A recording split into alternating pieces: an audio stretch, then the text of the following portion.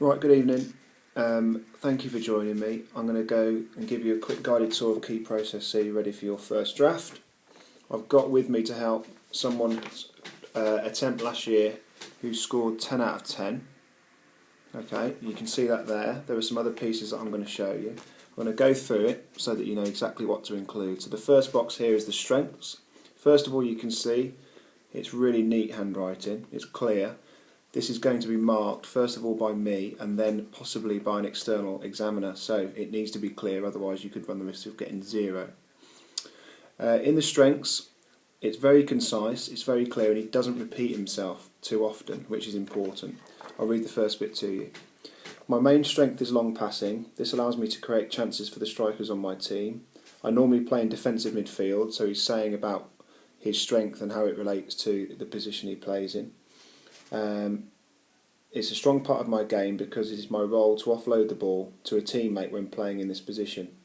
Passing in is an area of my game which I work on a lot because it becomes useful. For example, and this is where he's giving a game scenario, a striker is making a run in behind the defence, so I can play a chip pass to create an opportunity for the striker. He then goes on to say that he has to adjust his technique when he's doing different passes.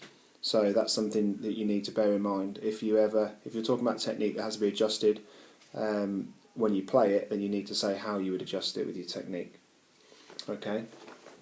Just to give you an idea of how much more he wrote.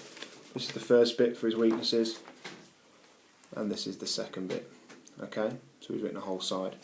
Moving on to the weaknesses, does the same sort of thing again. There's a bit of crossing out, but don't worry about that. Alright, so if you have a bit of crossing out, make sure it's neat. One of the weaknesses I'm going to read to you is he says that my second biggest weakness is dribbling. Dribbling is a combination of ball skills, agility and speed. So he's showing that he understands the types of fitness that the skill requires, which is good. Dribbling makes it harder for me to get past players and to create room for me to play a pass. For example, again going into a game scenario.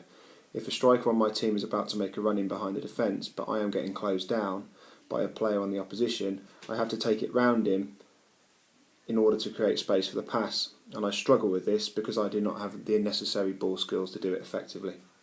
Okay, so he's justifying why it's a weakness. Just to give you, he's not written quite as much, so he's got that much for his weaknesses. And then on the other side, so some of you have gone into a lot of detail, may need to consider stripping it down a little bit, but more is definitely the way forward. Okay, moving on to the second side. So now, this top box here is where you justify which weakness you are going to write about and trying to improve. So he said here, I'm going to focus on improving my speed because this is the biggest area of my game that affects me most during a match. I will never be able to be really quick, but if I improve it by a small amount, it would benefit me in lots of different situations, and says about how his speed will help with his dribbling, which was one of his weaknesses, and the other weaknesses as well. So if you've picked one that's sort of something that affects all of your weaknesses, then that's good. Okay, next section, the middle bit, are his corrective measures.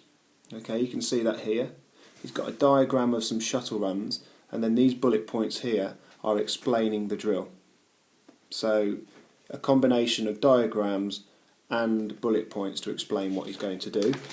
His other, he did on blank paper. Remember, I did say that you could just write it all on blank paper, that's absolutely fine. You can see that's ladders. Again, neither of these require a very detailed diagram, but he's done one and he's got his bullet points to explain how it's going to be achieved, and he's got a key up here as well, which is good if you've got lots of sort of squares, triangles, circles, etc. The key is good to define what is what, which is which. Okay. Now, so he's got his two practices, ladders and shuttles,